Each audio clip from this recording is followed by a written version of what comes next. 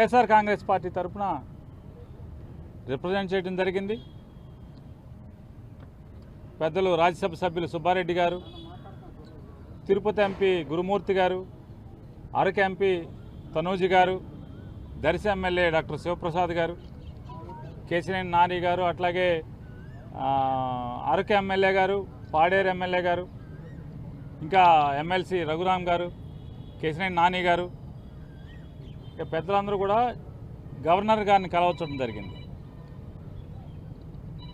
Counting అయిపోయిన తర్వాత, ఎన్నికల లెక్కింపు అయిన తర్వాత ఈ ఆంధ్రప్రదేశ్ రాష్ట్రంలో జరుగుతున్నటువంటి బీహార్ తరహా కిరాతకాలు, బీహార్ తరహా హింసా రాజకీయాలు ఇవన్నీ కూడా గవర్నర్ గారి దృష్టికి తీసుకెళ్తామైంది.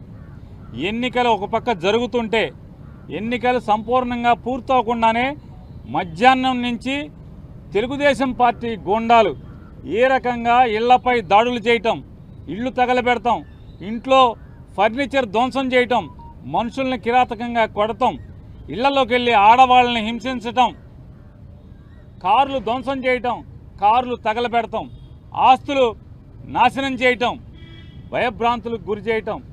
అంటే తెలుగుదేశం పార్టీ అధికారంలోకి వస్తే ఎర్ర పుస్తకంలో, అంటే ఎర్ర పుస్తకంలో ఏం రాసుకున్నారా అంటే, మేము హింస కోసమే, ఈ కక్ష తీర్చుకోవడం కోసమే, మాకు వ్యతిరేకంగా వైఎస్ఆర్ కాంగ్రెస్ పార్టీ ఎవరు జెండా పట్టుకుంటే వాళ్ళనల్లా కిరాతకంగా హింసిస్తాం, వాళ్ళ ఆస్తులు ధ్వంసం చేస్తామనేటువంటి దానికోసమే అధికారంలోకి వచ్చినట్టుగా ఇవాళ వాళ్ళు ప్రవర్తిస్తున్నారు. ఇవన్నీ గవర్నర్ గారికి చెప్పినప్పుడు ఆయన ఆశ్చర్యపోయారు. ఏంటి ఇంత కిరాతకంగా జరుగుతుంటే పోలీసు పట్టించుకోవట్లేదా అని చెప్పినారు. వాస్తవం సార్, ఇది ఒక్క ఎఫ్ఐఆర్ కూడా నమోదు కావట్లేదు. వెళ్ళి పోలీస్ కంప్లైంట్ ఇచ్చినా, ఫోటోలతో వీడియోలతో ఇచ్చినా కూడా ఆ వీడియోలన్నీ కూడా గవర్నర్ గారికి ఇవ్వడం జరిగింది. ఇంకా ఎక్కడెక్కడైతే జరుగుతున్నాయో అన్నీ చెప్పడం జరిగింది.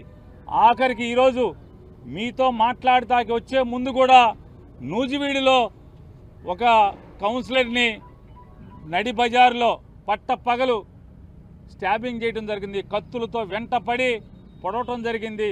పోలీసు సాక్ష్యంగా, పోలీసులు ఆ పక్కన ఉన్నా కూడా పోలీసుల ముందే స్టాబింగ్ చేసిన, కత్తులతో పొడిచినా కూడా పోలీసులు ఆపిన పరిస్థితి లేదు. కనీసం కేసు పెట్టినటువంటి ఇంతవరకు కూడా దాఖలాలు కాలేదంటే గవర్నర్ గారు ఆశ్చర్యపోయి, ఖచ్చితంగా నేను డీజీపీని పిలిపిస్తాను, ఇవన్నీ కూడా గట్టిగా విచారణ చేస్తాను మీరు అంటే మేము ఆయనకి వీడియోలతో సహా ఇవ్వడం జరిగింది, ఫోటోలతో సహా ఇవ్వడం జరిగింది.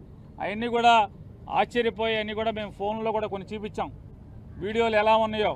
ఇంకా మా దగ్గర చాలా వీడియోలు ఉన్నాయండి అని చెప్తే అవన్నీ కూడా మా సెక్రటరీ గారికి పంపించండి, నేను చూస్తాను, వెంటనే యాక్షన్ తీసుకుంటాను. పోలీసుని గెలిపోవటంలు అనేవి సహజంగా ఉంటాయి, కానీ ఈ రకంగా కిరాతకం, ఈ రకంగా హింసా ప్రవృత్తి, ఈ రకంగా విధ్వంస ధోరణి అనేది చేస్తే ఇంకా ప్రభుత్వం ఎలా ఉన్నట్టా లేనట్టా, ఇది డెమోక్రసీ కదా అని చెప్పి ఆయన చెప్పడం జరిగింది. ఆయనకి కూడా సోదాహరణంగా వివరించాం.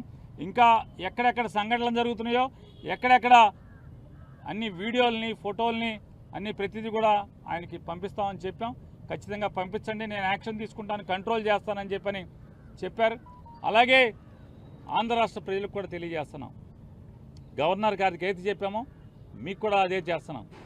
ఇవాళ అంటే 4వ తారీఖు మధ్యాహ్నం నుంచి ఏ రకంగా తెలుగుదేశం పార్టీ హింస ప్రవృత్తితో చెలరేగిపోతుందో, హింసను ఏ రకంగా ఈ ఆంధ్ర రాష్ట్రం మీద ప్రజ్వలింపజేస్తున్నారో, అంటే వాళ్ళు గెలిచింది ఈ రకంగా ధ్వంసకాండ కోసమా, ఈ రకంగా హింసాకాండ కోసమా ఇవాళ ప్రజలు ఓటేసిందా చంద్రబాబు నాయుడు గారికి, కూటమికి అని చెప్పని మేము మీ ద్వారా, ప్రజల ద్వారా ఇవాళ తెలుగుదేశం పార్టీని, కూటమి నాయకుల్ని హెచ్చరిస్తున్నాం.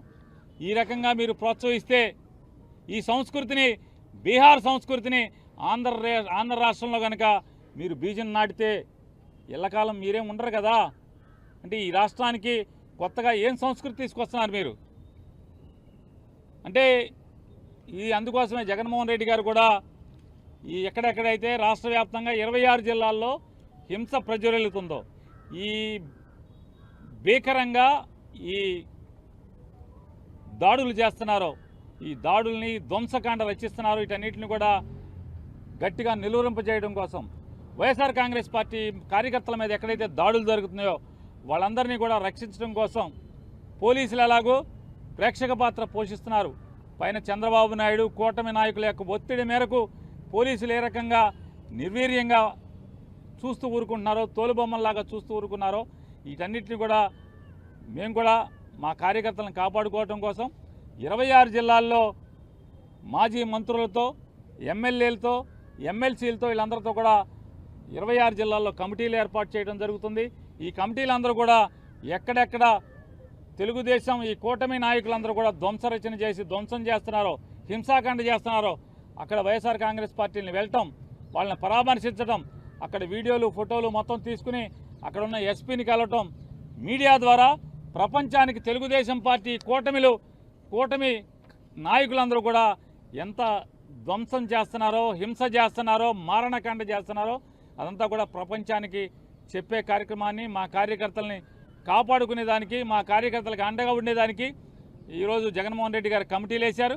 ఆ కమిటీలన్నీ కూడా రేపటి నుంచి ఆ కార్యక్రమాల్లో ఎక్కడెక్కడైతే దాడులు జరిగినాయో, దాడులు జరిగిన వెంటనే సమాచారాన్ని అందుకు వెళ్తాం. కానీ అలాగే లీగల్ టీంలన్నీ కూడా రాష్ట్ర వ్యాప్తంగా ఉన్న 26 నియోజకవర్గాల్లోని వైఎస్ఆర్ కాంగ్రెస్ పార్టీ లీగల్ టీంలన్నీ కూడా యాక్టివేట్ చేయడం జరిగింది. వాళ్ళు కూడా ఎవరైతే రాజకీయ పార్టీ నాయకులతో పాటు వాళ్ళు కూడా వెళ్ళటం, కేసులు ఎక్కడెక్కడైతే కడతలేదో కేసులు చేసేదానికి కూడా ఎస్పీలని కలవటం, అలాగే ఆ వివరాలన్నీ కూడా మళ్ళీ గవర్నర్ గారికి తీసుకొచ్చి ఇచ్చేదానికి కూడా ఇవాళ మేము నిర్ణయం తీసుకోవడం జరిగింది. ఇవాళ మరొకసారి కూటమి నాయకుడైన చంద్రబాబు నాయుడు గారిని కూడా గట్టిగా మేము హెచ్చరిస్తున్నాం. ఈ బీహార్ సంస్కృతిని లేదా ఈ వేటాడే అధికారాన్ని అడ్డం పెట్టుకుని ఈ వేటాడేటువంటి, ధ్వంసం చేసేటువంటి, ఆస్తులు తగలబెట్టేటువంటి లేదా మనుషుల్ని ప్రాణహాని చేసేటువంటి, నరికేటువంటి, కత్తులతో దాడులు చేసేటువంటి సంస్కృతిని ప్రారంభిస్తే ఖచ్చితంగా దీని పర్యవసానాలు అనుభవించాల్సి వస్తుంది భవిష్యత్తులో అని కూడా చంద్రబాబు నాయుడు గారికి హెచ్చరిక చేస్తూ ఈ మానుకోమని చెప్పని, కట్టిపెట్టమని చెప్పని, అలాగే ఆయన్ని గట్టిగా డిమాండ్ చేస్తూ పోలీసుని కూడా, అధికారులను కూడా మేము డిమాండ్ చేస్తున్నాం. ఈ రకమైనటువంటి చేస్తే భవిష్యత్తులో చేయగలిగేదే ఉంటుంది. పిల్లిని గదిలో పెట్టి కొడితే పిల్లి కూడా తిరగబడుతుంది ఆత్మరక్షణ కోసం. ఖచ్చితంగా వైఎస్ఆర్ కాంగ్రెస్ పార్టీ కార్యకర్తలను కాపాడుకుంటాకి మేము కూడా తిరుగుబాటు చేయాల్సిన పరిస్థితులు వచ్చేదాకా తీసుకురాబాకండి అని చెప్పని కూడా వారికి తెలియజేసుకుంటూ, గవర్నర్ గారు గట్టిగా చెప్పారు, పోలీసుని పిలిపించి వీటన్నిటి మీద విచారణ చేయిస్తాను, ఈ ధ్వంస రచనని, ఈ హింసాకాండని కంట్రోల్ చేస్తానని చెప్పని కూడా గవర్నర్ గారు చెప్పడం జరిగింది.